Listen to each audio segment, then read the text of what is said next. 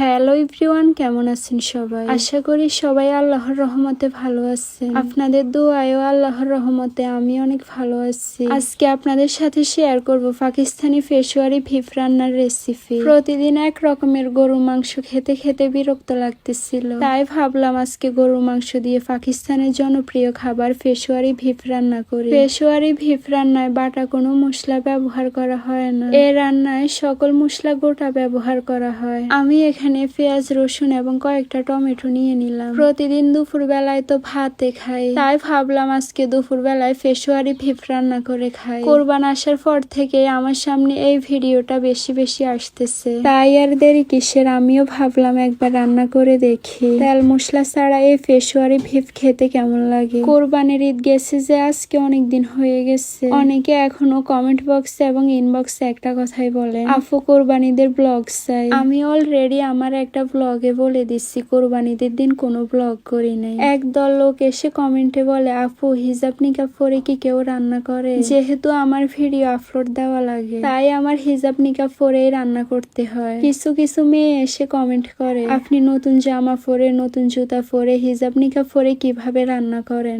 আর আমরা তো রান্না করতে গেলে একেবারে নাজেহাল হয়ে যায়। তাদের উদ্দেশ্যে একটা কথাই বলবো, সবার দ্বারা সবকিছু পসিবল না। এভাবে নিজেকে গুছিয়ে রান্না বান্না করতেও গুণ লাগে, যেটা সবার মধ্যে থাকে না। যারা হিজাব নিকাব ছাড়া ভিডিও বানায় আপনারা তাদেরকে নিয়েও সমালোচনা করেন, আর যারা হিজাব নিকাব পরে ভিডিও বানায় তাদেরকে নিয়েও সমালোচনা করেন। এটা থেকে স্পষ্ট হয় যে সমালোচনা করাই আপনাদের কাজ। আপনাদের করা কমেন্ট থেকে বোঝা যায় আপনাদের কার মন মানসিকতা কেমন। আমি অনলাইনে এসে নাচানাচি করতেছি না বা বেপরোয়া কোনো ভিডিও করতেছি না যে আপনারা খারাপ কমেন্ট করবেন। আমি শালীনতা বজায় রেখে ভিডিও করতেছি। অনেক কথাই বললাম, চলেন রান্নায় ফিরে যাই। এই পেশোয়ারি বিফ রান্নায় আস্ত মশলা ব্যবহার করা হয়। এখানে আমি 3টা টমেটো এবং কয়েকটা পেঁয়াজ 2 পিস করে কেটে দিলাম, সাথে 2-3টা আলুও দিয়ে দিলাম। আর গোটা রসুন না হলে তো চলেই না, কয়েকটা গোটা রসুনও দিয়ে দিলাম। 2 টুকরো লেবু, কয়েকটা কাঁঠালের বিচি, অল্প পরিমাণ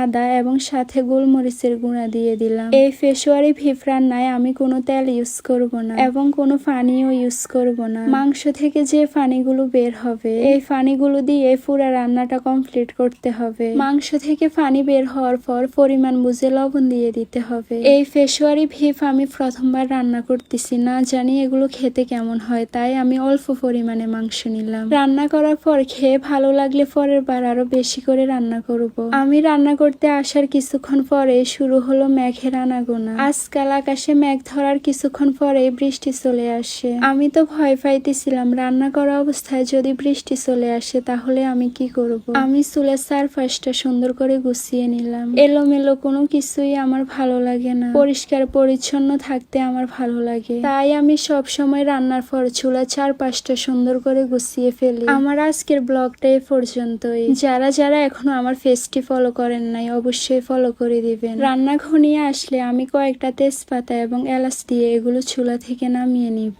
প্রথমবার আমি পেশোয়ারি বিফ রান্না করলাম, তেল মশলা ছাড়া রান্না করলাম, মাশাআল্লাহ। তারপরেও এগুলোতে খুব সুন্দর কালার আসছে এবং খেতেও অনেক মজা হয়েছে। আমি আর আমার কাজিন আরাফাত তো এগুলো এক বেলায় শেষ করে দিলাম। সবাই ভালো থাকবেন এবং সুস্থ থাকবেন। আজকের জন্য আল্লাহ হাফেজ।